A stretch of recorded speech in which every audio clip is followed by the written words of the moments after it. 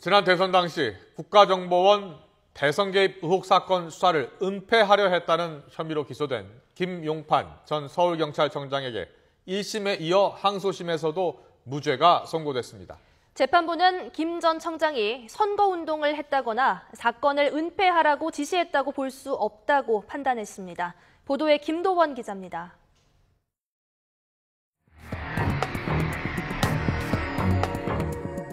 지난해 18대 대선 직전 국정원 여직원이 여론조작을 하려 했다는 의혹이 불거졌습니다. 야당이 현장까지 잡았다며 신고했고 경찰의 수사가 진행됐습니다. 그리고 선거를 사흘 앞두고 중간 수사 결과가 발표됐습니다. 대선 후보에 대한 비방 지지 게시글이나 댓글을 게재한 사실은 발견되지 않았습니다.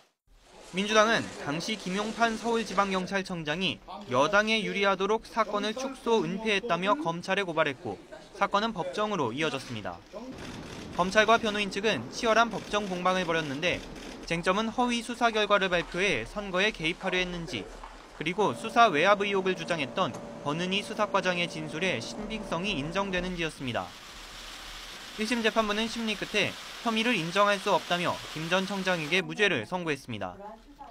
재판부는 제출된 증거만으로 허위 수사 결과를 발표할 의도가 있었다고 보기 어렵고 권 과장의 진술도 객관적 사실과 맞지 않는 부분이 많아 신빙성이 떨어진다고 판단했습니다. 항소심 재판부의 판단도 다르지 않았습니다.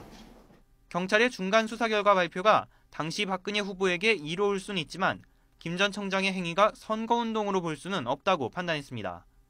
선거운동으로 보려면 선거에 영향을 미칠 뿐 아니라 목적이나 계획 등을 가지고 있었다는 것이 모두 밝혀져야 하지만 그러지 않았다고 설명했습니다. 또 중간 수사 결과 발표 시 보도자료 등의 내용을 허위로 볼 수 없고 수사를 은폐하라고 지시한 사실도 인정할 수 없다고 판시했습니다. 김용판 전 청장은 1, 2심에서 무죄가 선고되자 공정한 판결을 한 재판부에 감사드린다고 밝혔습니다. 하지만 검찰은 판결 내용을 분석한 뒤 상고를 할 것으로 보여 최종 판단은 대법원에서 내려질 것으로 전망됩니다. YTN 김도원입니다.